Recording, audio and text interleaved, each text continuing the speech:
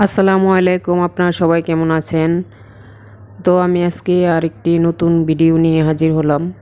তো আজকে আমি আপনাদেরকে দেখাবো অল্প মুরগির মাংস দিয়ে কিভাবে সুস্বাদু সয়াবিন রান্না করতে হয়। তো আপনার সাথে থেকে পুরো ভিডিওটি দেখতে থাকুন। শুরুতে বলে নিচ্ছি, আমার চ্যানেলে নতুন হয়ে থাকলে চ্যানেলটিকে অবশ্যই সাবস্ক্রাইব করে নেবেন আর ভিডিওর শুরুতে একটি লাইক দিয়ে ভিডিওটি দেখতে থাকুন। তো প্রথমে আমি দেখতে পাচ্ছেন কিছু মুরগির মাংস নিয়েছি। তো এটিকে প্রথমে আমি হালকা মশলা দিয়ে মাখিয়ে নেব। তো দিয়ে দিলাম হালকা একটু আদা রসুন বাটা, দিয়ে দিলাম অল্প হলুদের গুঁড়া, দিয়ে দিচ্ছি একটুখানি মরিচের গুঁড়া,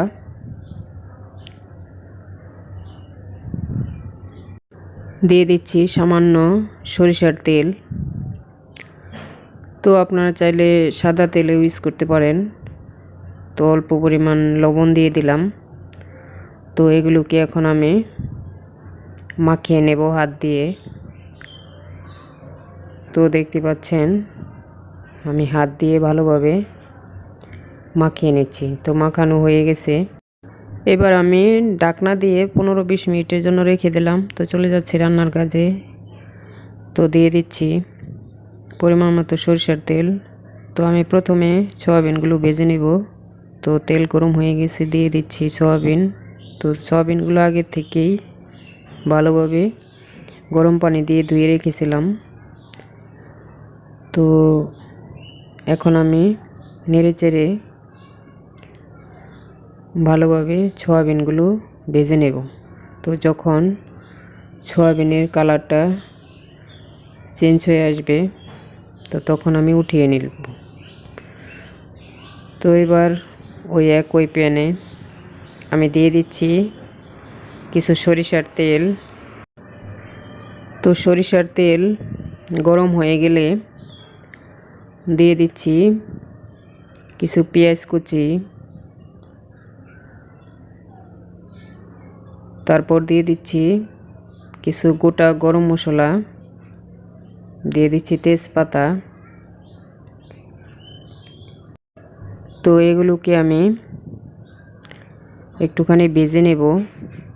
তো যখন পেঁয়াজের কালারটা চেঞ্জ হয়ে আসবে তখন আমি দিয়ে দিচ্ছি আদা রসুন বাটা। তারপরে এগুলোকে আমি হালকা নেড়ে দিচ্ছি।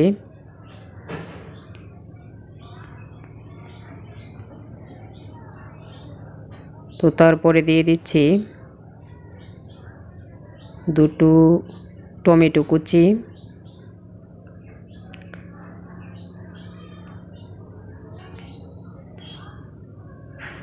তো তারপরে দিয়ে দিচ্ছি পরিমাণ মতো মরিচের গুঁড়া, দিয়ে দিচ্ছি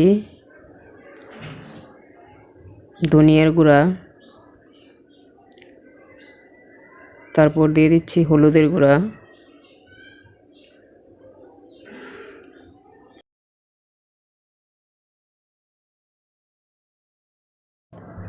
তারপর দিয়ে দিচ্ছি স্বাদ মতো লবণ।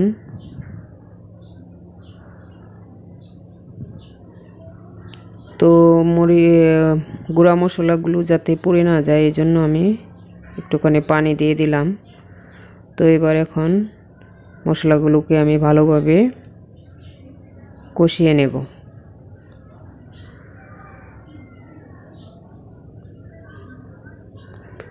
তো দেখতে পাচ্ছেন আমার মশলা কষানো হয়ে গেছে। তো মশলা থেকে যখন এরকম তেল ছেড়ে দেবে তো তখন বুঝতে হবে মশলাগুলো ভালোভাবে কষানো হয়ে গেছে।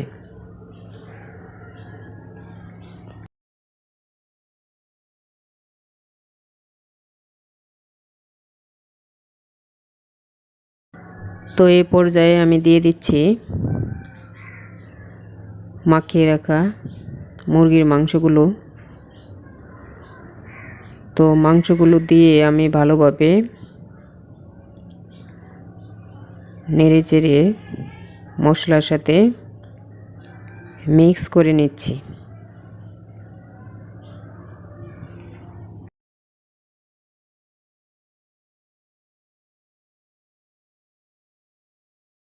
মশলার সাথে মিক্স হয়ে গেলে তারপরে আমি ঢাকনা দিয়ে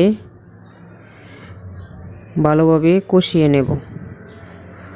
তো আমি ঢাকনা উঠিয়ে কিছুক্ষণ পর তো নেড়ে চেড়ে দিচ্ছি।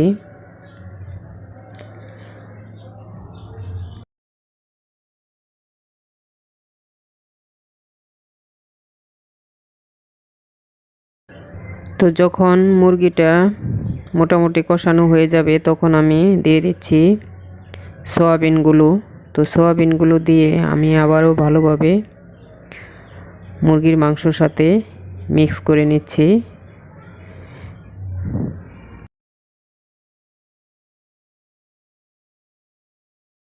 তো আবারও আমি সয়াবিন আর মুরগির মাংসগুলো ঢেকে দিলাম আরও কিছুক্ষণ কষানোর জন্য।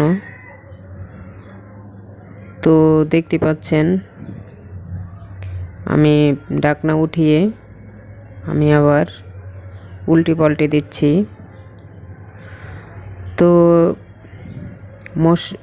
মুরগির মাংস আর সয়াবিনগুলো যত ভালোভাবে কষানো হবে তত রান্নাটা তত মজার হবে। তো মাংসটা কষানো হয়ে গিয়েছে, এবার আমি পরিমাণ মতো পানি দিয়ে দিচ্ছি। তো পানি দিয়ে একটু নেড়ে চেড়ে দিচ্ছি। তো এবার আমি ঢাকনা দিয়ে কিছুক্ষণের জন্য রান্না করে নেব। তো দেখতে পাচ্ছেন এই পর্যায়ে ঝোলটা ফুটে উঠেছে। এই পর্যায়ে আমি দিয়ে দিচ্ছি কিছু গরম মশলা বাটা। তো আমার রান্নাটা প্রায় শেষ পর্যায়ে। তো আমার মতো এভাবে বাড়িতে ট্রাই করে দেখবেন।